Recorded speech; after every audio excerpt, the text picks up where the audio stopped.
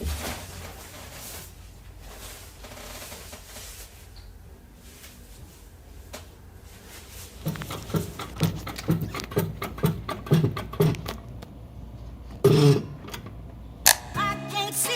culture. I cut my way out podcast. Tune us in. We on the grind like I put the clippers in my hand. I got a whole different plan. I gotta see how this play out. Hoping that it pay out. Trying to cut my way out. Yeah, I put the clippers in my hand. I got a whole different plan. I gotta see how this play out. Hoping that it pay out. Trying to cut my way out. I used to dream as a kid on the porch of the crib and make it big and one day endorse where I live. Hard times. Welcome back. This is the I Cut My Way Out podcast. I am at Kenneth Jinks. I am the Scottie Pippen of the show, and I'm joined by the Michael Jordan of the podcast, the brains behind the podcast, the barber of the podcast. Go ahead and give them your addies. All right, Ashra Knox. I am _Knox the barber 4 on Instagram. Beard _culture 4 on Instagram as well. Of course, our joint page at Cut My Way Out _pod. So can catch me there. All right, and yes, we are available on all podcasts and wherever you listen to podcasts, we are there. Most notably, YouTube, Spotify, Apple Podcasts, Pandora. Everywhere you need us. Everywhere. Put us in your search engine. We've been working hard, grinding. We should come up number 1. I Cut My Way Out podcast. Absolutely. Will be number 1 on your search engine. Absolutely. So without further ado, I know you got a fire intro for this guest. He may need no introduction to some, but to those we'll present to him, but some others we'll introduce them. So take Absolutely. it away. Today we have a very, very special guest. I would call him the man, the myth, the legend. Has GOAT status in the industry. Extremely inspiring, motivational to all barbers and just people in general. He's a husband. He's a father, barbershop owner, art gallery owner. Created the Barber Summit, has a host of high-end clientele in terms of barbering. He's behind the bevel movement, the bevel, clipper brand, movement. He's doing so much, and again, he's just inspiring and just showing us all how you can take these clippers and cut your way out and make something happen. Without further ado, we have the Marcus Harvey, aka the star, the barber star. Man, it's a pleasure to have you. How you doing, good brother? God bless you. God bless you for all your visitors and yeah, y'all introduced me like I'm a guest preacher. I like that. That means they're gonna pull up a collection plate at the end. But God bless you all at Barbershop Ebenezer Baptist Church. I want to just thank you, Pastor, Deacon. I love you guys. Thank you for having me. Thank y'all for having me, man. I appreciate y'all for real, man. Man, yes, sir. Yeah, yes, sir. Man, I am excited and ready to jump clean off into it, man. Let go, boy. Let's get clean in this thing. Let's get into it. So, man, tell us about just your background, a little bit about your upbringing and who Marcus Harvey was before we knew the Marcus Harvey. Okay. Well, I am Marcus Harvey. I'm based out of Atlanta, Georgia. Was born in Houston. Okay. Was raised in Atlanta, Georgia. Went to high school in Tennessee. Raised by a dope mom. My dad was in Texas while I was in Atlanta, but he was still very, integral in my life. Okay. But the best thing that ever happened to me was there was a barbershop called Crosscuts behind my apartment complex when I was like 12 years old. Two gentlemen named D and Mario actually were working at a shop called Phil's Barbershop. prior to that, and decided to kind of go into partnership and start a shop called Crosscuts, which turned out to be right behind my house. Okay. As they started that spot, like my mom would take me, like, you know, just like everybody else, you know, she took me the first 4 times, and then she's like, you can go ahead and walk yourself because it's right behind us. So go to get your hair cut. So every time I go into the barbershop and just see, like, you know, this was a large barbershop. It had 12 barbers, 12 chairs. It was just really, really fire because like to see two young Black brothers put together like just to put together a shop, period. Like, you know, that was just like collaboration. I mean, and these guys had it for years. It was like for years. Right. So just to be able to like see camaraderie, high value Black men in the barber industry, you know, I got to see every way of customer service. I got to see every way of, like, you know, just being the man. And actually just was like so inspired that I asked D one day, I was like, hey man, hey, I see that little kid. There was a little kid who was at the shop and he was sweeping up. And I was like, hey, I see that little kid sweeping up and doing all this stuff for you guys. You think I can do it? And he's like, you know what? Come next Thursday and he'll train you and we'll see where we can go from there. So that next Thursday I showed up. And from that Thursday on till my freshman year in high school, I worked at that barbershop, sweeping up here on Thursday, Friday, and Saturdays. Wow.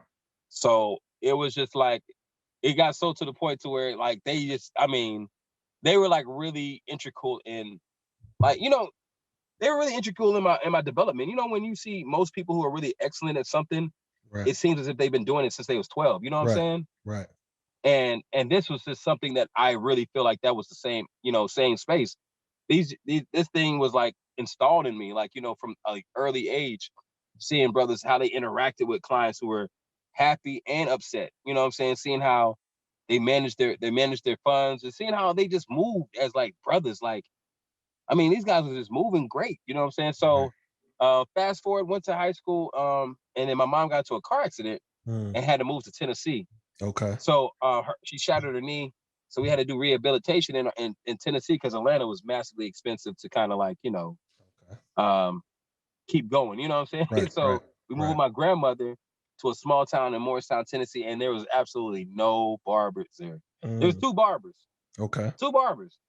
Okay. And I'm saying there was no barbers, but there was 2 barbers there. Okay. I'm talking about, hey, bro. One of them was a drunk. I ain't judging nobody, but one was an alcoholic. Okay. And the other one would give you the smiley face lineup. You know that smiley face? Right. With the peninsula. Right. Peninsula. I call it the peninsula. Okay. You want that peninsula. Right. You want the peninsula. That's what he would give you. He got some personality. Oh, you want the peninsula. I like right. You want the peninsula? The peninsula is gonna cost you about $7. I didn't want no peninsula. Right. No, I want a regular lineup. So long story short, man, I just got tired of seeing, you know, getting the peninsula. Decided, like, you know, I've watched enough times to see, like, I can do this myself. So, like, one day I was just bold enough, got some clippers. My cousin had let me have. They were there was a little beige Andis joints with the little, you know, you remember the beige Andis with the lower body, you know, yep, I know exactly what you're talking. The junk in the trunk, you know what I'm saying? I know, yep. It was slick at the top. It was shaped like a bodily woman. It was shaped like a woman. You know what I'm saying? My old man had a pair of those. Man, everybody had that ba boom lineup joint going on. So I got that clipper, man, and the joint was rusty. But I did my best to get it clean and like you know, just straighten it out. And just started lining myself up, man. And then it just kind of turned into me lining myself up every day, to me getting myself like razor lineups with the little disposable razor that my mom would use for her legs. Right. Every morning I would lather my forehead up, bro, and do the razor line. Like, oh yeah, I'm sharp. Right. I am sharp. And literally, bro, like, you know how interest turns into something that you like, I can keep trying this and doing this on other people. Right. Turn into like me doing it with my, you know, cutting my teammates here. So all the people on the track team, basketball team, football team. Okay. Then it transferred to me like cutting everybody in my church. Then it transferred to me like cutting all my friends.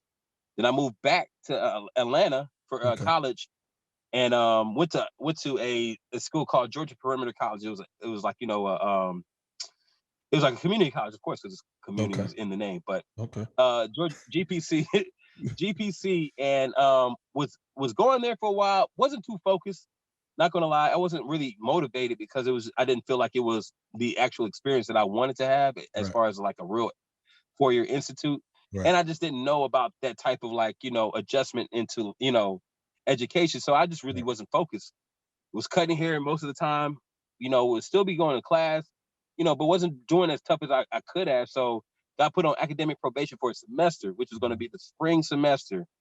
And I decided, I was like, yo, if I lose the spring semester, I'm have to wait until all the way to the fall to go back to school, which is pretty much almost the equivalent of a year. Right. So I was like, hey man, maybe I should actually go try and see what this barber thing is. And my brother, before I even thought that, was the one who actually put the idea in my head. Osai Harvey. Okay. He was cutting hair for all the alphas because he was going to Morehouse at the time. And my brother was a huge influence in my life. Him and a gentleman named Storm Briggs were cutting hair for Morehouse. They were just, out their room. And they were cutting all the alphas, all the cool kids in Morehouse. Right. And I just saw how they just had the flavor, and it just kind of reminded me, like, dang, I missed that flavor. So, I had stopped cutting for like maybe a year or two, and then I was like, man, I'm going to go back to it, and started cutting from there. And went to college. My brother's like, yo, we should go to college. He said we should go to barber school together. Now, mind you, this man's a junior at Morehouse. You ain't got no time to go to no dang cosmetology school. God, get out of my face. So he just did it. He literally did it to trick me to go to cosmetology school. Went to cosmetology school, graduated in 2004, and have been pro ever since, man. And just been blessed with so many people that have been integral in my life, directing me in the right paths, you know what I'm saying? Like making sure that I'm, I don't take the dumb long way, you know what I'm saying? That I really like stay the course and go forward. So I've had a lot of amazing barbers, a lot of amazing stylists that I've worked for as far as an assistant wise. That just have really enhanced my life. And I think that's actually put me on the trajectory that I'm on right now, being able to really, handle what we got going on. So yeah, man, that's just a tad bit about your boy. So I'm curious, what was the deciding factor between cosmetology school and actually going to barber school? Okay, very great question. In Atlanta at the time, in 2004, there wasn't too many barber schools. There's maybe one or two, and they were like really, and it's still that same way to this day, which is kind of unique. That's why I'm actually there's not a lot of barber schools in Atlanta. There's not like, you would think there would be like maybe 15 to 20, but if they are, they're very small, mom and pop. They're not necessarily like, sophisticated with what I wanted to do with my career. So every time I would go to the barber school, I was just like, man, this is not it. So finally I went to Empire Beauty School and just saw that it was a lot more professional, just a lot more, not a lot more, it was just professional. It was just like massively on point.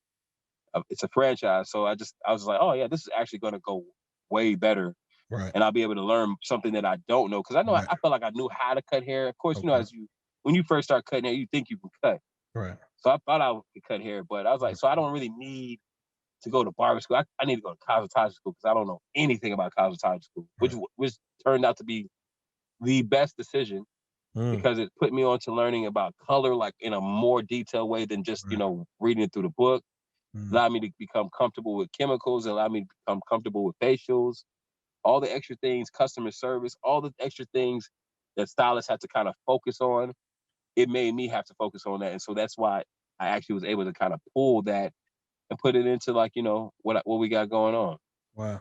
That's interesting because most barbers and even myself early on, and if I had to do it again, I would probably delve into the cosmetology aspect too, for that same reason. But it's interesting that you had that insight that early to know that you wanted to get a little bit of everything because you had already put your hands on the clippers and was doing your thing. That's an interesting outlook. Yeah. Okay. I wish I knew how smart I was back then. I was just like, oh yeah, it makes sense. But it was like actually, like you said, it just really just like, I don't know, man. I've always kind of looked at like life and opportunities in like a different way than most of my like peers in a sense. I'm not saying that I'm like way different. It's just like I've always kind of tried to have even since I was 12, like just to kind of go and like get a job when you're 12 years old. I didn't need no money. Like, you know what I'm saying? I just wanted to be around an atmosphere that felt safe. And I didn't know this until I created such a space. Like, as a young man, I just needed a space that I could go to consistently to see like what I wanted to be. You understand what I'm saying? Yeah, absolutely. And that's why I think I have as much passion as I have now, even more about barbering than I did prior to, even before the pandemic. Like young brothers, young men need that space, man. Like they need to see affluent Black men doing amazing things, not in no tissy with their mind, but like doing some amazing things, with their hands that turns into a business. Like, how amazing is that for us? All right. We literally went from having a interest to having a like to a craft to a skill to a business. Like that's different within itself. Like, you know what I'm saying? Like it just doesn't hit the same way. You know what I'm saying? Like when you think about it, like we master marketing, we master like branding, we master all these things. Everything that everybody's looking at entrepreneurship now. Barber's been doing it since forever. We got out of slavery, dog. Absolutely. Out of slavery. Yeah. Yes, the most astounding Black men were cutting hair. Absolutely. Absolutely. Yeah. Absolutely. I'm sorry, I came back a little hype. I just was at the I appreciate that. I think our best shows are when we don't talk. Absolutely, man. But I did have one small question before the barbers take back over. Were you a good student when you got back focused and you went to cosmetology school as opposed to when you said you got on academic? How were you as a student when you went to cosmetology school? Okay, so this is how I was this is how I've always been as a student. My teachers, my administrators, all those people loved me and they see the potential in me. Right. I guess I was always in education that I wasn't interested in. Right.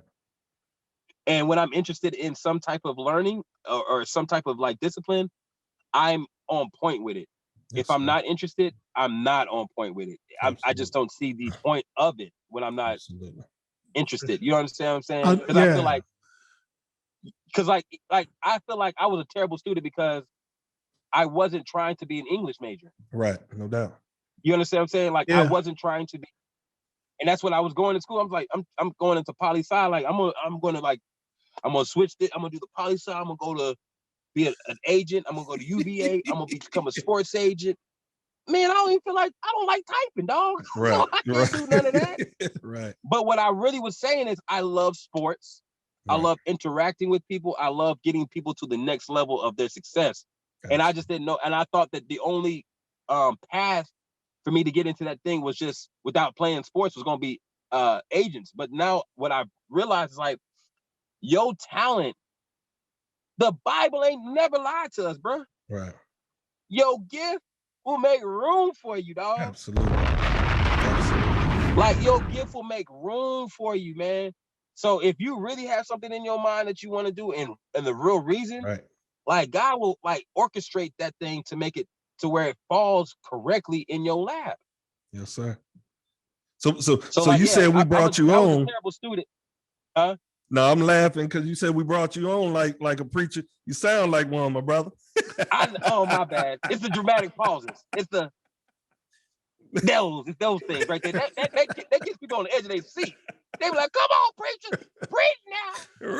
Sorry. I got one more question. Man, you have a million questions. Let's go, baby. I want to answer every last one of them. Yeah, I definitely have more than one more question. I hate that I put it that way. But just back to, you going to school, was financially, your time, was it a big obstacle for you? Because we've talked to a lot of barbers and a lot of them did have a lot of tall obstacles to finance going to school. Was that an issue for you? So the good thing about what I was going through at that time was I had the Pell Grant because I was still within my, that age demographic. Yes, and by also going to cosmetology school, they were the only ones in Atlanta that was doing um, financial aid. Yep. So that's another top reason why I went to cosmetology school versus barber school. Because as you know, most of the barber schools, you typically have to come out of pocket because they're not necessarily backed by the government, or they don't have any type of like working capital to kind of give themselves, any room to allow their students to have scholarships. They don't have any of that stuff just set up just yet.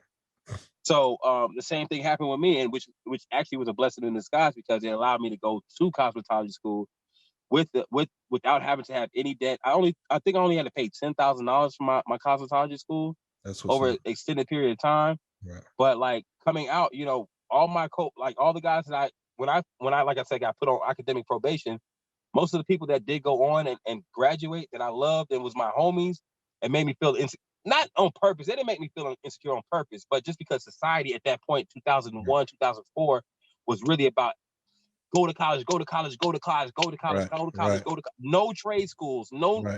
There was no like entrepreneur. We all know you were there. You were there. There was no talk about entrepreneurship. Absolutely. In 01, 04. It was like you're gonna either work at a factory, or you're gonna go track and learn how to be some type of like political science, something of that nature. You know what I'm saying? Or chasing sports.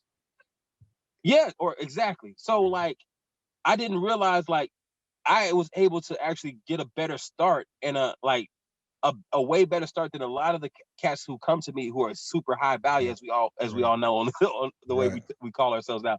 The high value young men now, like I don't have any debt. They have debt. You know what I'm saying? Like, you know what I'm saying? Yeah, high value. Yeah. you good, man. You're good. So yeah, all that plays a part, man. Like, and even me using that subject or that term, man. Like, I watch and I study how everybody does what they do when they're promoting stuff, when they're grabbing an actual fan base. You know what I'm saying? Right. Yeah. And so, yeah, man, so that's why I got high value man. That's what's up. And I just like to ask those questions because a lot of people use that as excuses, but you giving the game is like, okay, maybe this way might be better. Go to a school. I feel like if you're on the teeter of what you're going to do with, like, if you're going to go into the barber field or you're not going to go into the bar, man, go to a cosmetology school or a school that actually has like financial aid. Right. And you're going to learn all your top skill and your top craft amongst the barbers in your shop. Right. Not necessarily the people that are teaching you in the schools. So I always like implore everybody, like, yo, don't take on no debt, because all your master program people are going to be in the shop that you're going to work for. It's the real place that really builds and molds you is the first shop that you go to out of cosmetology or barber school. And that was there should be more of a emphasis on like those schools partnering with high end, competent type of like barbershops and salons that are going to like put those students on the right track. And that's why I just look at it like, man, like get your education for free, and then go like work somewhere where you can get that real master's, in barbering and styling. Right. By cutting with killers. Cut with some killers, man. Right. You know what I'm saying? No doubt. So after completing cosmetology school, what was the first shop that you actually worked in, and how was that experience? I'm glad y'all. The first shop that I worked for was Latina. It was called Doing It for the Lord. Doing It for the Lord Barbershop. Wow. Who names the shop? Doing It for the Lord. You know I was getting saved back then. I came in there like, oh, Robo, this is it. This is God saying that I should be here. Man, that shop was so raggedy. That joint was so raggedy. It was so raggedy, though. It was so raggedy, but it just like still put me on a good track, because like I had already been seeing how good shops should run, and then I got to see that. So it's like I still was like, it didn't really affect me as much as it would. But like, man, that shop had too much. Okay, it was good and bad. Let me say the good and bad of it, right? So he had a great concept. Okay. He just didn't have and when I say the sophistication, I'm talking about now with our technology, right? Right? Like being able to like research, like Google wasn't popping like that back then, like that. You know what I'm saying? You ain't easily finding stuff. Right. So when I say sophisticated, I'm not saying that he was amazing to even be able to open a shop. He's an old deacon. Right. Worked at he was an old deacon at New Birth Baptist Church with Eddie Long and them. Okay. Good. He had a Harley, so you knew he was paid back in the day. You know them old school cats with the Harleys, right? With playing the last $2, not gonna lose that $2. You know them cats on them Harleys playing the music louder than above. Mr. Charles, I see you, Mr. Charles. Mr. Charles, hey, how you doing? Mr. Charles and them, right? So he was a great businessman. He saw the motif of like that the barber industry was dope, but the problem was just that he didn't he had too much stuff going on. So like he wanted to sell apparel, which people do now. Like he wanted to sell church apparel. So he was selling some church suits, some Doc. He was selling them Doc pants. You know them, you remember back in the day? Steve Harvey wide leg. Right. Yeah. Bruh, we had those in 36 24s. We had those in 42 20s. You know, the waist was 42. The length was 20. The length was 20. That's a straight up box. Right. I know how back in the day we was. It's like, bruh. So it was just like, but he had a great idea because he wanted to mesh like his whole culture, which was like God. Like his whole culture was God. He wanted to infuse the God culture with barbering. And that was before people knew how to infuse things, right? So I didn't know that he was planting the seed back then. Right. And so like just seeing him and how he ran, how you ran his shop was just always inspiring. He let me live. He only like my booth rent was like $50 a week. Didn't have any clients, but I just knew I needed to go up to another level. But the brilliance that I did see from him was just that he was already ahead of the game by fusing cultures together. And that's what we're doing now. Like nowadays you have to fuse cultures together. You have to add some type of extra community benefit to your shop to kind of really have that impact that you've been really wanting and yearning for your whole life. You know what I'm saying? Right. And that's something that I picked up from him back in the day. But the joint was still raggedy. I ain't gonna lie. Right. So it was super raggedy. Oh boy. So at what point? So I'm watching you. I'm watching you brand yourself and all the success. At what point did you know that this was God given it in your purpose to do what it is that you do now? I'll give so back in the day, I'm not I was an armor bearer also. That's another thing that I was able to be blessed with. For people who don't know what an armor bearer is, I was like showing you my pastor's assistant. Okay. So I was my pastor's assistant. For like literally 15 years. So like, when y'all see a pastor go up and another guy bring his Bible up and a towel and all that other stuff up. Right. Yeah. So that's what I was. I was literally that. Somebody who was like always. So my mindset was I was always being groomed to kind of like serve in a sense. Yeah. You know what I'm saying? In a not sense, in a sense, you're but exactly really right. serve. Yeah. Always serve. And we know as barbers, like our number one thing is to serve. You know what I'm saying? Right. Like it's to serve. That's like that's when you see the top barbers really come above board. They're the best people who serve. You know what I'm saying? They always giving you a better experience than what you initially came to. So when you broke that down, like I literally was just looking at it from the perspective of like, man, just like serving really helped me to be able to be a great boss. You understand what I'm saying? Because I'm able to see how I can enhance a situation, and I'm always looking at to figure out what's going to come next.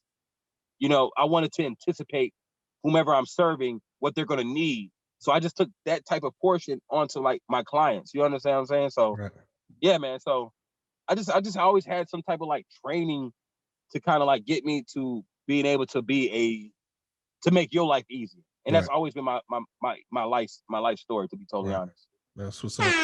So you went into that phase. You said you were at the Raggedy Barbershop. Yeah. You really didn't have any Lord. clientele. You were building up. During that time, we didn't have, social media the same, the Instagrams. Can you tell the listeners and the young barbers out there, how did you go about building your clientele? Because now we looking and your clientele is amazing, and we're going to get into that. But how did you even start to get to that point where you were building your clientele? I think I made mention of it earlier, like by getting connected with killers, like, to be totally honest. Mm-hmm. Like I started after I left doing it for the Lord, I went to this shop called Tony's Barber Salon.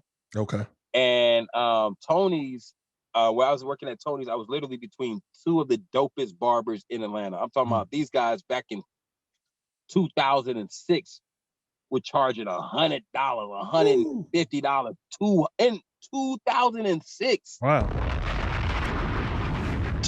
Dave Sheriff, rest in peace, Dave Sheriff, my mentor, passed 2 years ago. Amazing man, amazing husband, amazing father. Sorry to but hear was that. the first barber. But yeah, man, it tore me up. It still tears me up now. But when I say I feel like I'm just embodying what he did, like he was the first person to put me on the luxury mindset of like giving that to your client. So this bro would like shear your head for 20 minutes just to do that, just to give you the feel that I'm doing extra stuff. On my other side was another monster named Tyson.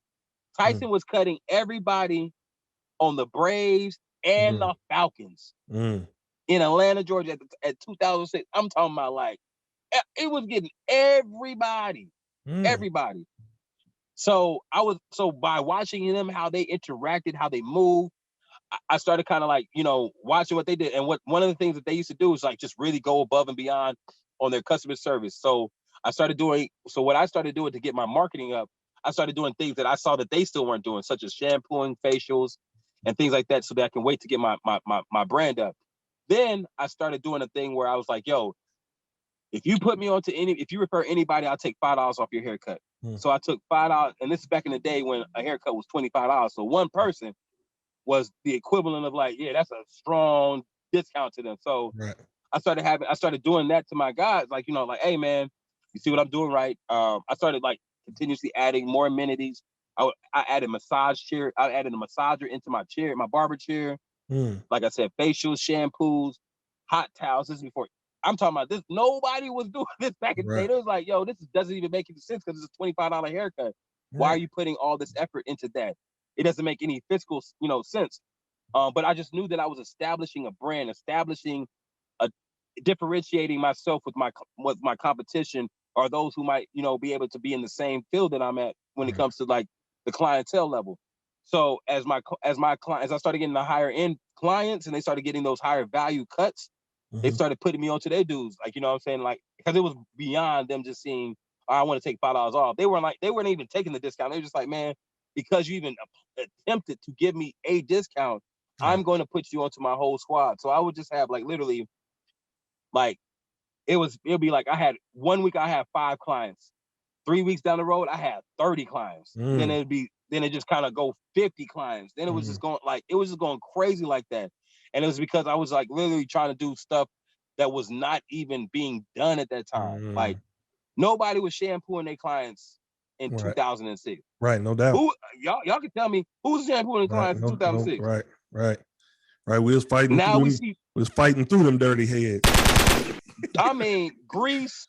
Right. They had that Dax on their head. They had that. Yeah, man. I shampooed 3 days ago. I know you raising your hand. I know you raising your hand. I knew it was you. I had waves like a mug now, but now I ain't got nothing now. That's why. Because you was killing the scouts. Right. That's smothering our scouts, man. Right. For real. So I was, and so as a result, that was just a byproduct of me making sure everybody was shampooed, was allowing me to get my cuts to be way crisper than everybody else's too. Yes, sir. Because I was getting people with the ash line first before anybody was hitting. like there's no drawing of no line for me. Right.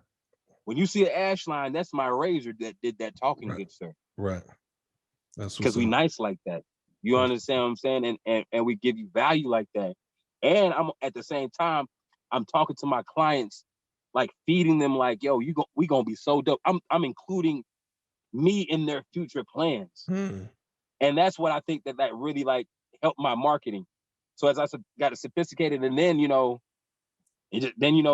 internet started popping. So yeah. Right. But before the internet, man, I was trying everything. I'm talking about. I would also go to Morehouse's campus.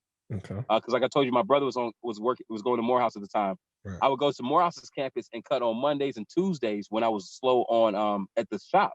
Okay. And I would just like literally do like $15 haircuts, and I would just be having the thing pumping. That's nothing to them college kids. They was like, oh, I got a fire cut for $15 on my campus. Right. Bet, run it. So I'm talking about I'm making $300 on Monday, $300 on Tuesday, making more money at Morehouse than I'm making at the actual shop. Wow. Taking the money that I'm making at Morehouse and paying my booth rent. You understand what I'm saying? But what was dope about that was just like I was like literally building the clientele that was going to sustain me for the rest of my life. Right. And that's if I was to suggest anything to young barbers, if there's a college around you and you're not tapping into that college, you're really missing out on a lot of amazing people who can help you in other areas. Because like that's really where my growth came from. Like just my clients putting me on the game. The things that they were learning, I was learning with them without having to go to school.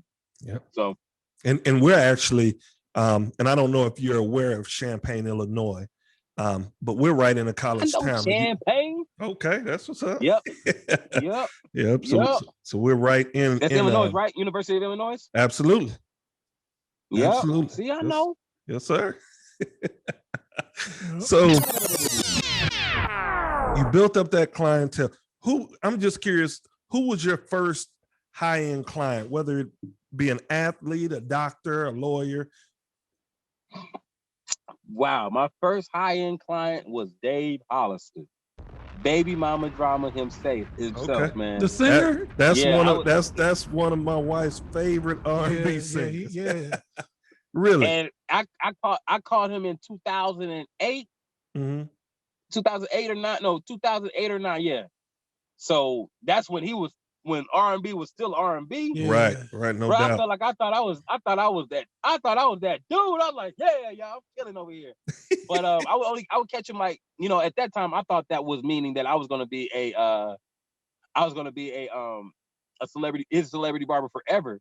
But it just would be when he would come into town. You know what I'm saying? So but when he would like literally like come into town, he would tell 3 people about me. So every time somebody would come into town, they were like, oh, I got your number from, Dave, you can hook me up. So man, I got messed around, got Dave Hollister, then I got Carl Thomas. And then it just kind of like, you ain't get Donnell Jones. I know you heard the news last week. I was trying to get a versus right there. I was trying to get a versus scoop right there. That's when you said Dave Hollister. I'm like, it's fitting you said that because they just had an announcement. Right.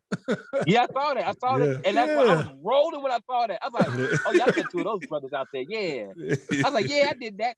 Yeah. That's what's Y'all up. didn't know I did that. Yeah. So it's like, so I'm excited when they go to. I'm better get some free tickets. I know that much. Right. I know that much. Right. Dave and Carl, that's both of y'all. Right. You say better holler at me. Take it down. and so it just kept rolling from there. So yeah, I mean, well, I had a break. I had a break for a while though. Like after I cut them, there was kind of like a little dry period for like 3 or 4 years, and then I went over to the shop called Salon Ramsey. And so did you not cut for that period of time, the dry spell, or no? I was still cutting. Okay. I was still cutting, but I was still learning. Like I said, at that time, that's when I was at Tony's. Okay. So I had moved up to a higher caliber of like barbershop, and there was more, top line barbers out of there. So it was kind of like a little bit more of a change. Right. So I could see that where I needed to really, really improve. I was just really good with Dave, but I didn't turn into no monster until I started working at Tony's. But when I was working at Tony's, there wasn't a lot of people like who were kind of like trying to. It wasn't like I'm putting Marcus on because he's that guy in our shop. He's like I was like maybe third string in that shop. Right. I wasn't, you know what I'm saying? So That's it's like up. I was That'll able to create a see, monster. learn.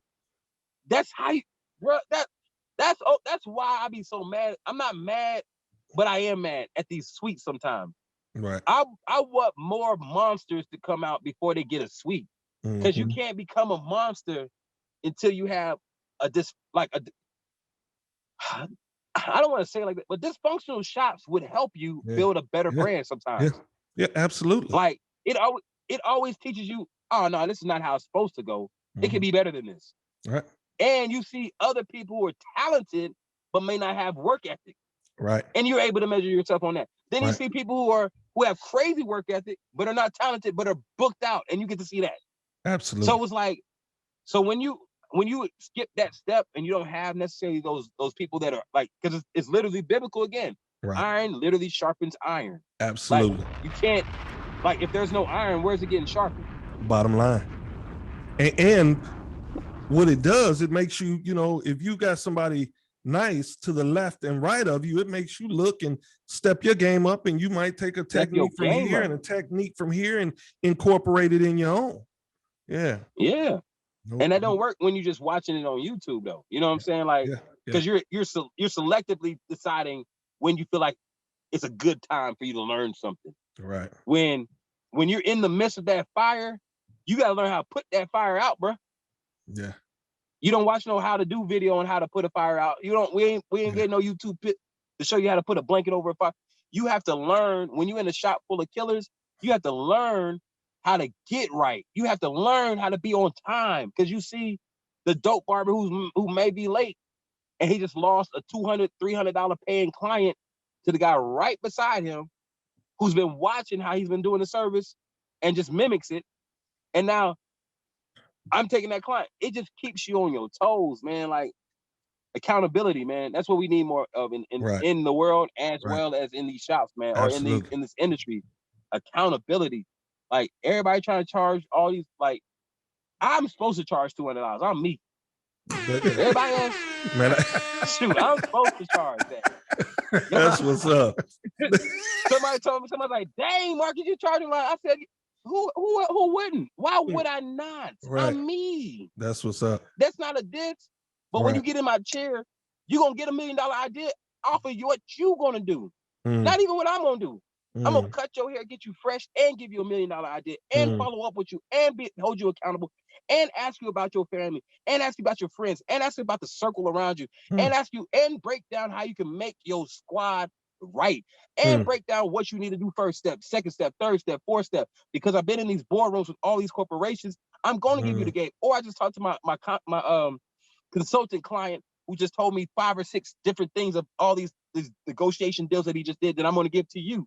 So you get not only my education, not only my mindset, you get everybody who's been in my chair. So it's like almost like Highlander in a sense. That's what's up. You remember in Highlander, you take one of the heads off and then you get that power? That's literally what happens. I cut that hair off and I get that power. And I transfer that joint to where the collection plate at, man. Cecil, get the collection plate. That's what my nigga's name is. Cecil. Right. My nigga's name is Cecil. Cecil. Say Cecil. That's what's up. So when was it? I'm just curious, because I love that you're humble, but yet you're super confident, right? At what point in time did you know, like, man, I'm that dude. I'm a beast. At what point in time? Because really, and I put it in like a sports context, right? Yeah. Because for me, when I started, I was with small community. I used to hoop, and that was my thing. Everybody knew me from hooping. When I started cutting hair, it took me a while to get my confidence. But once, it's just like being on the ball court. Once you get that confidence, it's like, I'm here. I arrived. At what point? Because the game slows down. Yeah. True story. The game slows down. And that's what happened for me, man. Like, after I got out that gauntlet at Tony's barber salon, I was blessed to go to Salon Ramsey. And at that point, I had become like, I felt like I was like, oh, I'm getting some here. I'm getting somewhere here. Right. And the crazy thing about God's timing is Ramsey had been reaching out to me for a whole year and a half to like really come on to his shop. And I was like, nah, I'm good where I'm at. Nah, I'm good where I'm at. Because at that point, I was actually assisting a stylist named Karen Owens, and I was cutting hair in the back room too. So I was doing all the shampoos, conditioners for the ladies. I was doing the roller sets, the relaxers, the color, blow drying. Like, I'm talking about, I was hit. Boy, I had that thing. I had them ladies looking like, oh, I love you, Marcus. Oh my gosh, I love you. I love you so much. I had them right, boy. So, when I moved to Ramsey's, he was like, it was crazy because he had been reaching out to me that whole time. But then when I finally was like, you know what, it is time for me to move on and elevate. I would love to work with you. He was just then retiring and going to just run shops. So at the time he had 5 shops. He's like, you know what, I'm about to stop cutting so that I can open 5 more shops. This man had 150 barbers and stylists on his roster at one time. Wow. And this was for a 4-year stretch. 150 stylists for 4 years straight, bro. So he was that dude in Atlanta. Now I didn't even know him because, mind you, that's back in the day. There's no social media. Right. He wasn't even a social media guy. He didn't know how to really put himself out there. Right. So I didn't really know who he was. So when I came over, man, and I started working there, like, it was just like, it was amazing because it was perfect timing. Like I said, he gave me all of his clients, and all of his clients just so happened to be one of them was Nas. And that's when I knew I'm that dude. Yeah. Because I had been cutting his clients, all his other clients. I'm talking about, I had been cutting all of his clients, and they were just always giving him great reviews. But then, like, first time I cut Nas, I knew I was killing his haircut. I knew I was. I was doing a design on his head, and I was like, this is before people were doing. Some people were doing designs. There wasn't a lot of like the dope designs that we see now. Right. This was like back in the day when it was just like the Zorro type lines, very integral, like small joints. So I kind of was I putting that on him, bro. He was like, the first time I cut his hair, and he's like, yeah, I like that. I was like, oh yeah, y'all can't tell me nothing. Who gonna tell me anything? Who? Right. Who? Right. Who gonna check me? Who? Cecil. Who gonna check me, Cecil? Right. Cecil was like, nobody gonna check you, Pastor. He said nobody gonna check you. So you had. So when I because it's like I had been putting in so much work on perfecting my craft for my clients, my regular clients. Like, I mean, I was like obsessive of it. I was like obsessive, like whatever documentary was on, whether it be Vidal Sassoon, whether it be like Paul Mitchell, whatever story it might be, any documentary on any people of hair, I was zeroed in on that thing. So it's just like, I just knew that, like, there's going to be a point, like you said, there's a point, and I'm a hooper too. You know, when you got somebody rocking and you hitting cats with the little bop bop, and you see them like, look at you see you got the you see the little check, it's like, oh, right. Get your hand around, you know what I'm saying? And you really feeling it, like, right, that thing good. You just turn around, that's when I started feeling like that, and that was about 2011 when I started cutting Nas. Okay. And 10 years later, and that's when I just started feeling like, yeah, I got it. But when I really, really got it was like, yeah, that was my point when I knew I was killing. That's what's up. So a gem for the listeners as we're listening, and you've made your transitions, right, from one shop to another. When did you know that it was time to make? How and when did you know that it was time to make the next transition for you to take that step up in your career? Prior to me owning shops, it was always like, the energy would kind of change. You know how the energy kind of changes in life. Like, you just start feeling things, or like, I can be way better. I can be way better at what I'm doing right now than what I'm giving, or what my environment is.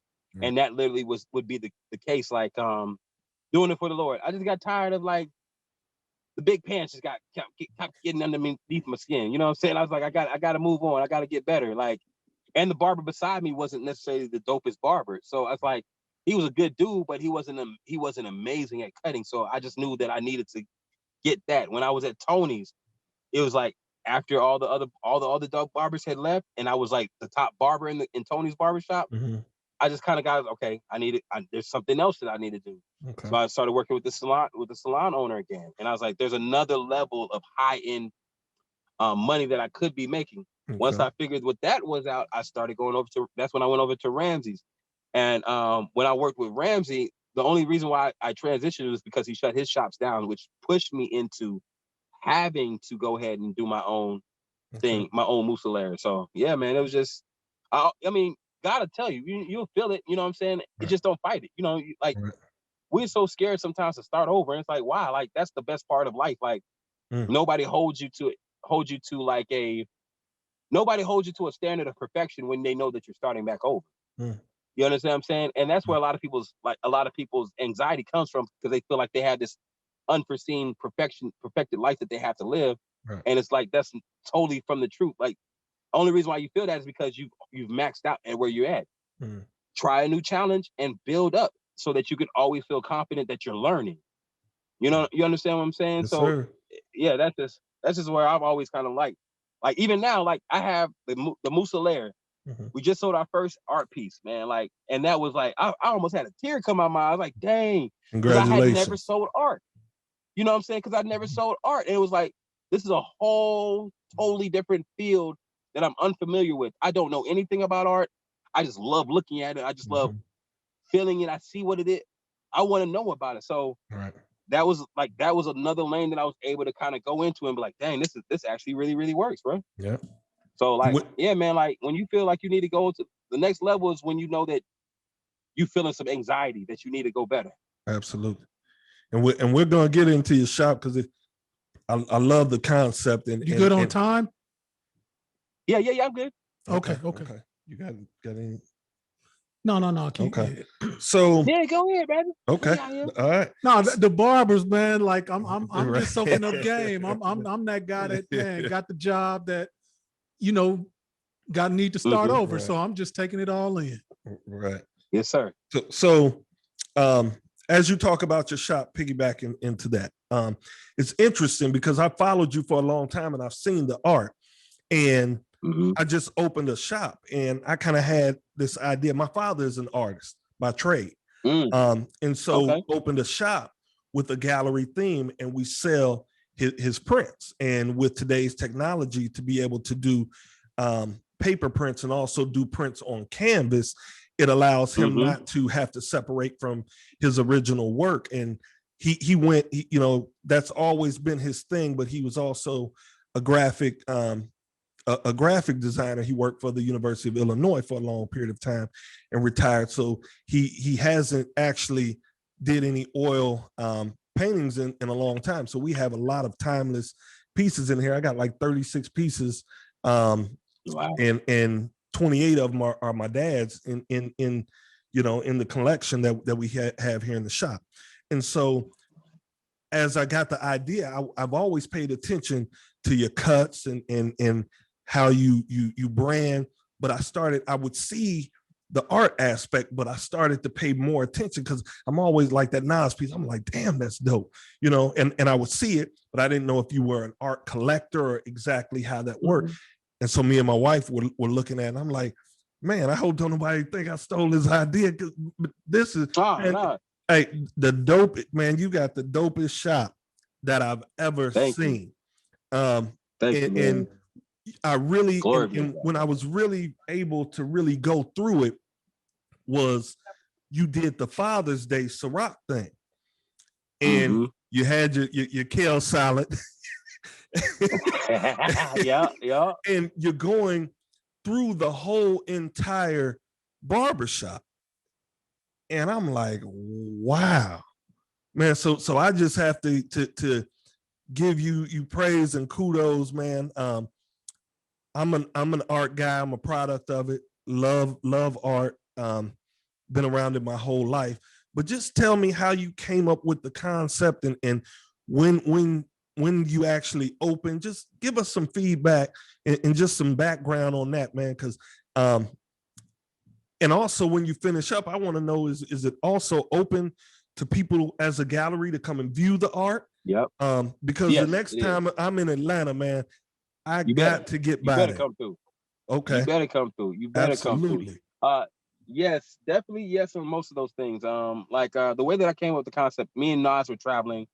This is a group of like four of us total. His right hand man and a security, and I would be the barber. So it'd be us four. We'd be the A party. Literally everywhere for the last 10 years, from Distant Relatives album to Wow. like the from Distant Relatives album tour to all the way to the Mary J. Blige tour that he last did. I was on the road with that man literally almost every other weekend, every weekend. Like, or it was just. So we'll be in Johannesburg, and I would like just get tired of being inside. So I got to go discover. So I would go look at an art gallery. When we'd be in Sydney, Australia, I had to go to the Modern Museum of Art and Design. When we were in Paris, I have to go to the Louvre. When we're in London, I have to go to the wherever it might be. So what I started realizing is because I was traveling with him so much, there was like such a high level of luxury when it comes to riding with Nas. Like, bruh, that man put me on to so much luxury ideas that I felt weird when I would come home to non-luxury things. He's So always been ahead of his time. He always been a smooth dude. Like, first time I went on, we was in Buffalo. We was going to Buffalo randomly on the tour bus, and he was like, "Hey man," he's like, "Yo, Mark, man, real talk. Everybody who rocks with me, they become successful." I said, "Yeah, okay, cool." And as a result, look, bruh, yes, it does. So I literally the way that I came up with it is like I would literally be going out of town, and I wouldn't be able to bring anything back that really like was able to show my elevation and mentality. Okay. You know what I'm saying? Like, because when you travel, your mentality automatically is elevated because you see how small and minuscule you are in a world that's so big, and how to really make a step, you got to do something, remarkable, right? So when you see more of the world, you have to make more of a stamp. You're like, oh, I can do this here, I can do this here, I can do this here. You see so many examples of people doing great things. So I just was like, every time I come back, I'll have some new enhancement that I would do to the shop. So one time, I just decided to like, maybe I should put some art in this mug. And literally, I put out a DM or put out this is, I think, right when Stories had started. I was like, yo, is there any artists out there? I want to link with y'all. Randomly, one artist from Toronto, he had some crazy art. He's like, yeah, I'm down. He said, I see who you cut. He been, everybody been watching me at that point. Right. He's like, I see who you cut. Yeah, take these 3 pieces. I had a Mike Tyson, a Muhammad Ali, a Superman, and if, like you said, if you go back to on my page, my Instagram page, you'll see like a whole section of like when I just had these guys and like just with art behind them, and they were just taking I was having them take pictures like this because like you said, my marketing mindset was always take pictures from down going up so that your clients look like heroes, so they can see themselves in a heroic type of fashion. That's dope. And high elegant. So they were like, I was having that angle with the art in the back. I'm talking about like, it was the best marketing strategy I'd ever did. Everybody started rocking with it. Artists started rocking with it. Clients started rocking with it because it was so like you couldn't drop my prices because there's a $15,000 piece on the wall. So why would I ever try to say, Marcus, hey, can I get this $50 haircut? No, you can't get no $50 haircut. Right. For Not real. me. Right. No. Right. Why? Yeah. I work too hard, baby. Come on, baby. I got responsibilities. Right. Absolutely. I don't know what that was. Right. But that's how all players talk. I got put a little sprinkle on it, huh? Sprinkle on you, baby. Get off me, baby. Get your hands off me. Get your hands off. You know how all black people get kicked out of places. Yeah. Come on, baby. Sprinkle, baby. So yeah, man, just started seeing luxury. Started reaching out to artists, man. Had a little small suite that I was in. After the first Musa layer, we had like my first Musa layer had like five pieces. The salon Ramsey shut down, so I had to move my salon out of there, and I literally was on my own for a second, and I literally had those art pieces in the room, and then I just like because it was such a small, dense area. I just was like, yo, I really think that I could do a whole gallery like this, and that's literally where it came about, man. Just doing a whole gallery. It was like, yo, I can really do this, and from there, man, it was game. Wow. Now, when did you open up the gallery? Man, craziness. February 2020 is when I opened up the gallery. On February 9th, 2020. Guess when I had to shut down? March 14th, Wow. 2020, Wow. because of the pandemic. So it was just like, oh, I mean, when I say the opening was so amazing, I'm talking about I had everybody come through from the barber community, because I did another thing. I was like, yo, I'm gonna drop it. I'm gonna do the grand opening when Barner Brothers comes around, so all the barbers from around the country can come see it, and then kind of spread the word a little faster. Education, right? So absolutely, literally did that right there, and it was cooking for that first month, and then the pandemic, man. Wow. But glory be to God, man. We were able to survive it. We kept going. We kept thriving. You know, it took every bit of the money that I was actually making for myself to put into this. I mean, every TV show that I do, every event, every comedy show, all that stuff, that money went straight to the gallery, because I knew, I was like, yo, this is going to outlast me. This is going to be something monumental, and it's going to be something that's going to help the whole industry as a whole, not just myself. It's going to put so much more imagination in everybody. So yeah, bro, that's how that came about, man. Just seeing so much luxury around the world, traveling with Nas, traveling with Grant Hill, and decided that, like, yo, all my people really dig art. They all love art. Let me bring an art element into my space, and let me also introduce my clients to art who don't necessarily have the opportunity to collect art. Absolutely. Let them see what their value is and what their worth is. And if you see yourself getting your hair cut in an art gallery, you feel like, dang, I am that dude. Absolutely. So it's just a whole bunch of different. And it's exposure, because what a lot of people don't understand when it comes to art in our community is that art increases in value over time. It appreciates, right? You know, we go get the fly cars, and we go get all the material things that don't do anything, but we don't, because a lot of us haven't been exposed to art and its value. And so that was kind of one of my reasons behind it. One, my dad sat on it so long. My dad is one of those guys, you know, because he ended up doing the graphic design, and, you know, he's done art shows at Michael Jordan's restaurant when it was in Chicago. He would go out to New York, but it was like, you know, I never wanted to prostitute my art. And I'm like, hold on, Dad, like, God gave you a gift, and he gave you something. And don't get me wrong, because he sold some original pieces, you know, for some decent money, but he never was into the business part. So I'm like, look, this is, you know, not only do you have kids, but now you have grandkids and great grandkids. I have grandchildren. So man, you can help to create a family legacy. This art is just sitting, not doing anything. We got to show somebody, and we got to expose the people, these young kids in our community, and get them just outside of the whole sports realm as well, and let them see different things, man. So when I seen your just your space, and I imagine all of those pieces that you have are originals. All originals. Yeah, man. Woo. We have I think a total of 30 pieces in there. Woo. And you got all some originals, big pieces too. Yeah, man. Our most expensive piece in there is $27,000.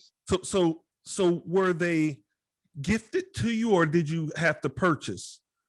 No, I'm actually I'm a holding house now. That's what I call the layer. Okay. So like okay, I'm a holding house. Yeah, for all these dope artists.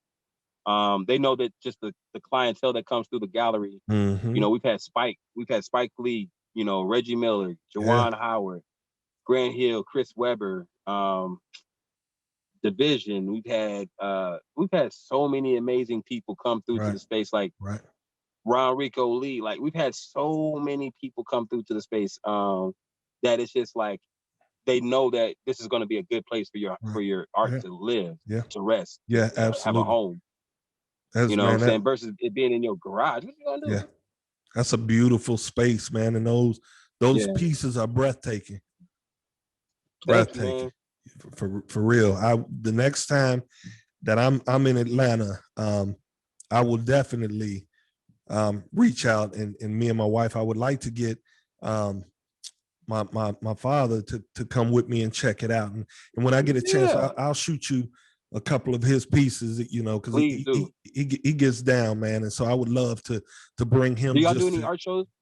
You know what? And it's something that we're getting ready, because he used to, and then he just went. He's been retired from the university for about 15 years, man. He just kind of went on a hiatus. So with me opening the shop, I kind of I'm getting those juices in him back going. So absolutely, because he has some stuff that's definitely worthy of showing.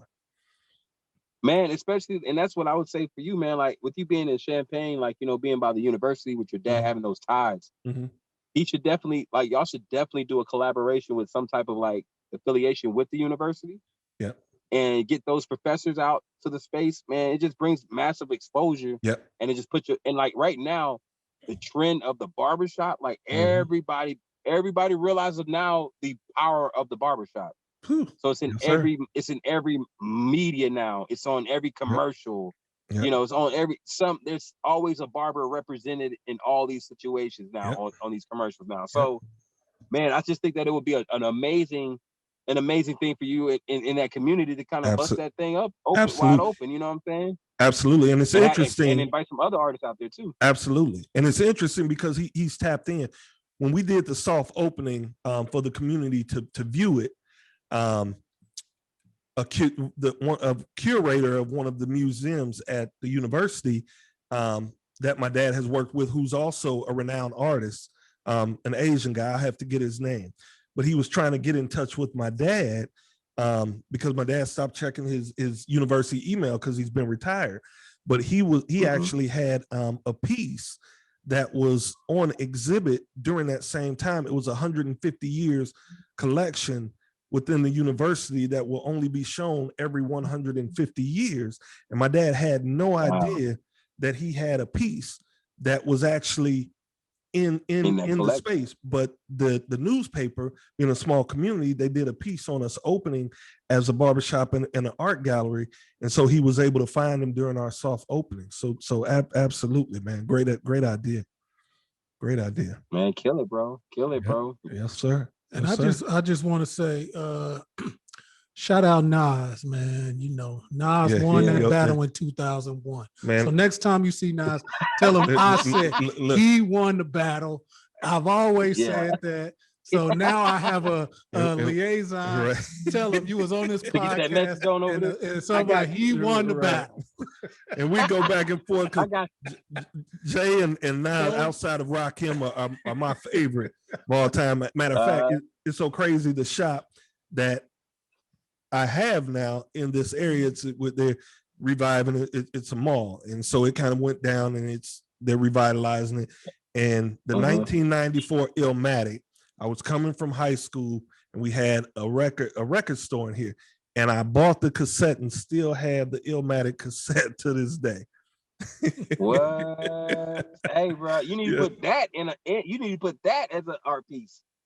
You know what? That's crazy. And crazily, as we talk about art, so I found out that on Nas's latest album, the most recent album, King's Disease. The cover, the artist that did the cover, she's actually from Champaign. Word. Yeah. Yep. See? Yep. She's actually from Champaign.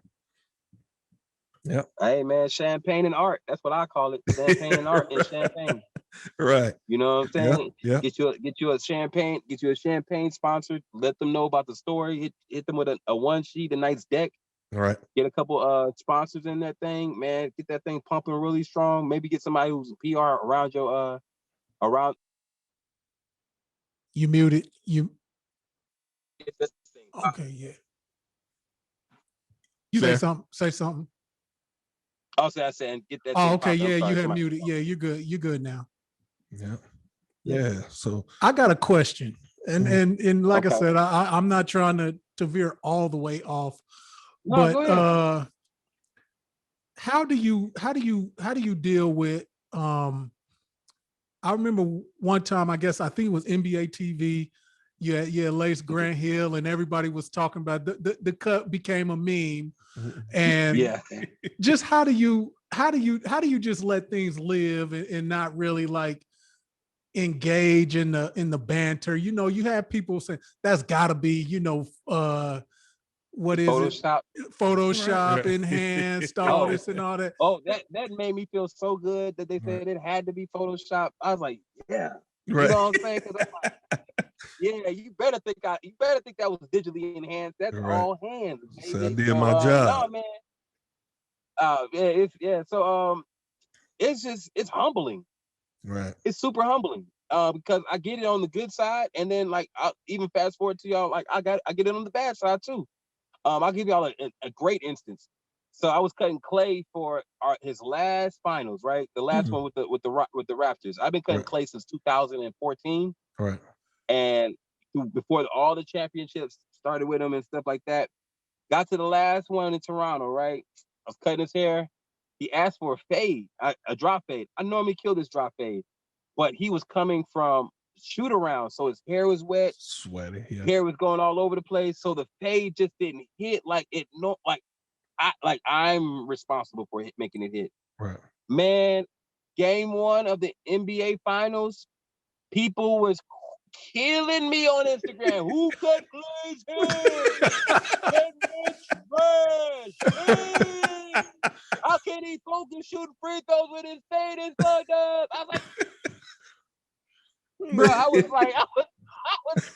my wife was like, baby, it's gonna be all right. I was like, no, man, they know. What are you talking about? They know I can cut. No, I'm okay. Okay. I'm gonna get back and I'm gonna kill all these. And that's real talk. It happens on both ends. So same thing to make you laugh, make you cry. You know what I'm saying? So like, I realized like, especially with this Instagram world, man, like people only give you they most heated, passionate, like jab if they're gonna hit you. You know what I'm saying? Right. Like, because like Instagram people feel like you're always shining on them or splashing on them. You know what I'm saying? Yeah. So it's like people are waiting for that moment for me to fuck up. You know what I'm saying? But they knew my heart. They knew that I'm never like flaunting nothing on nobody. Like that's just my real life, what's happening. Right. So like I just literally took it as a grain of salt, like just like I normally do for other things. I'll dive into it and I'm like, dang, that's dope. Right. Or then I'll dive into it and be like, dang, they killing me. You know what I'm saying? Whichever way it happens, I just live with it because it is what it is. Right. That's what's up. And one more, and I'm glad that you brought that up because I didn't know. I mean, I got a friend that played on that Warriors team, Sean Livingston, and so you know, I definitely remember that. You know, they would roast Clay. They was roasting that. I didn't know that was you, and I'm glad you mentioned that because with all that we've talked about, I mean, I know it's been some bumps in the road. So I mean, just for you to bring that up, always bring that balance. Because I never talk about Sean Livingston missing off his 3-pointers. You know what I'm saying? When he misses his jumpers, I don't talk about Sean Livingston when his career moves a little weird. I don't make mention of that. I'm just as much of a champion as Sean Livingston, bro. I've accomplished what I've accomplished in my career, probably more than most of y'all have. You know what I'm saying? So I kept it on that, and I kept it on that level. But you know, like I'm a chubby black kid from Georgia. I've been called Bookman since I was 12 years old. Them cats was calling me. You can Bookman. Take it, right? That's the point. Yeah, I can take it. You know what I'm saying? saying? Yeah. So that's just the thing. You know, like you said, man. Like I think we all gotten too sensitive sometimes, man. We don't be thinking that we are above reproach. Like I can catch it every once in a while. You know what I'm saying? I can catch it every once in a while, but when it's my time to shine, I don't want to hear nobody say nothing. Absolutely. When I'm stepping on people's feet now, you know what I'm saying? Absolutely. So you know, like I said, I just take it with the not grain of salt. I take it for what it's really worth. Absolutely. Like if I mess up, I need to improve. If I do great, glory be to God. I'll send that glory right to God. But either way, I'm gonna be straight. Absolutely. But I did think I got fired. I ain't gonna even lie to y'all. I thought I got fired after that. I was like, damn. But Clay is his personality is oh my God. Clay, oh my God. Clay didn't respond to my text for 6 months. I'm talking about 6 months. I'll be checking on you good, bro? Like how's the Achilles come? Or how's the ACL coming? I'm praying for you. It just be a light. I mean, come on, Clay. Get wow. this one cut, dog. That's all you gonna do. Clay. I said, but then when they came back to Atlanta, we got it right back. He's like, man, I wasn't tripping on that. He said, it was fucked up, but you always get me fresh. So I was like, man, I appreciate that, bro. So we straight. And that's what I think, and I think that's what happens with me though, bro. Like when you think about it, like, man, like people love you, bro. People like take it easy on me because they know it's coming from a righteous place and ain't no hate towards it. You know what I'm saying? Like, so like if I have that arrogance and that altness towards me, like, of course somebody gonna fire me because they're like, you deserve this. But like with my folks, they always know that I'll come at 2 o'clock. I'll come cut your hair at 2 o'clock in the a.m. I'll come and I'll come and wake up at 7 a.m. or 3 a.m., 4 a.m. to catch a flight to go cut your hair, to come back out, to come back to my gallery to do all that stuff. So like when you put in a great foundation of like, yo, I'm rocking with y'all, it always comes back. Absolutely. But, hey, gentlemen, my wife is looking at me. She's like, I want to go home. So okay, I was just get ready. Wifey, I'm sorry. We're gonna let you off the. I'm just saying it's getting dark. Can I just ask one more question? Yeah, let's go. Okay, baby. All right, wifey, I apologize. Just tell the listeners something that I followed that I think is super dope. Is the Barber Summit. Can you just tell us a tad bit about that and yes, how people can access? Yep. My greatest thing. I realized that the reason why I came up with the summit was this has always been my philosophy. Well, now it's always been my philosophy. I just didn't have a title to it, and I just got the title from the last summit. So anytime I'm not good at something, I have to learn, and I have to pass that knowledge on once it's done, right? Okay. So that type of mentality, I call it.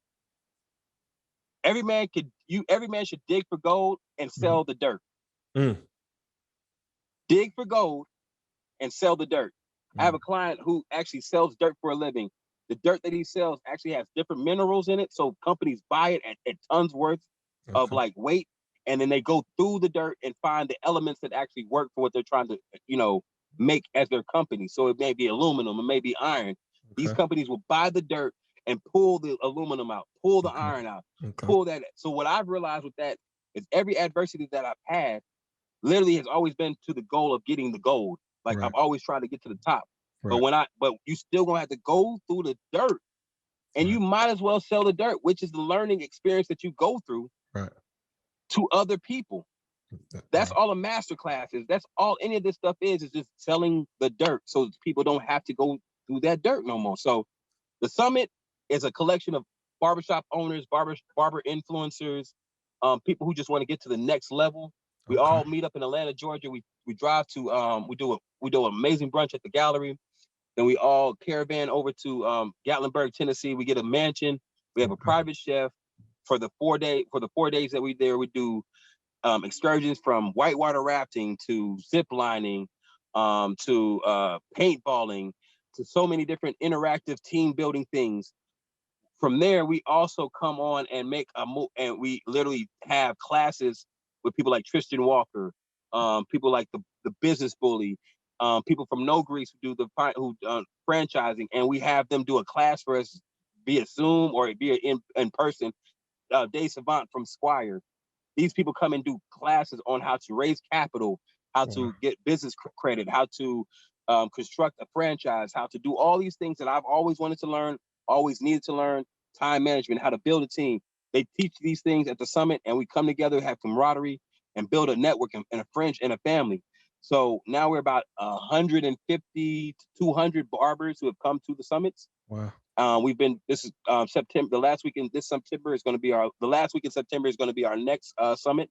Okay. So I will implore everybody, if you want to take your life, not even just your career in barber, your life to the next level, the summit is where you need the Barberstar Summit is where you need to be. Like, you're not going to find another place where everybody's on the same wave, on the same, like, yo, I can give just as much as I can receive. We don't normally get those type of things. So that's what the summit is about. And that's why I say, like, it's literally digging for gold, but selling the dirt. And that dirt brings us together. We come out the mud together. So we can win together. That's what's up. Okay. I greatly appreciate it, man. We're not going to hold you anymore. We see it's getting dark, man. We don't want you to be in the car. No wifey ready, man. We greatly, greatly appreciate it. My guy, he's going to put everything together, edit it. We'll get it out. I'll shoot the link to you. And I'd love to stay in touch. And like I said, plan to be in Atlanta in the next couple months. And I'm definitely going to reach out and stop by, man. Pull up, man. Y'all both are invited. Come on through. Bring Pops. Bring everybody, man. I mean, the Musalair is literally the Musalair is literally the space for every Black man to come to. It's on their bucket list. Absolutely. It should be on every Black man's bucket list. Right. Come get celebrated. Come get rejuvenated. Come get love. Absolutely. We got you. Absolutely. Greatly appreciate it, man. Peace out, man. Y'all have a wonderful evening. And thank you again. All right. Man, salute. Good looking, man. Yes, I appreciate you. Hey, man. Thank you, bro. I appreciate this one. All right, much appreciated. Yes, sir, man. Thank you. Keep going, guys. My mom had to do it all, working 2 jobs to provide while I pursue the ball. Hoop dreams, no problem doing my own thing. Stepped in the world to get a win for the home team. Laced the sneakers for the crowd in the bleachers. This might get away from the lesson life teaches, but 5'9" don't follow the league guideline. Heart of a champ, but I gotta tuck my pride now.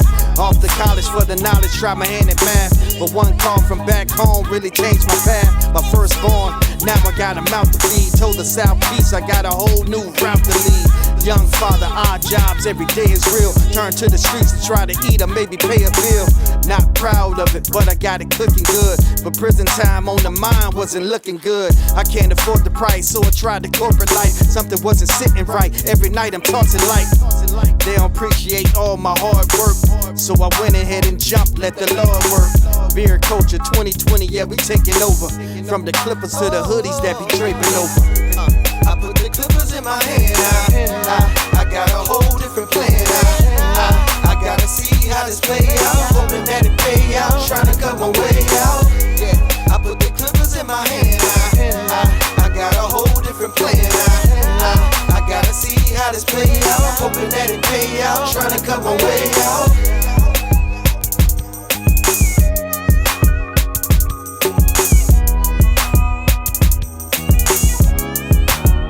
Cut my way out.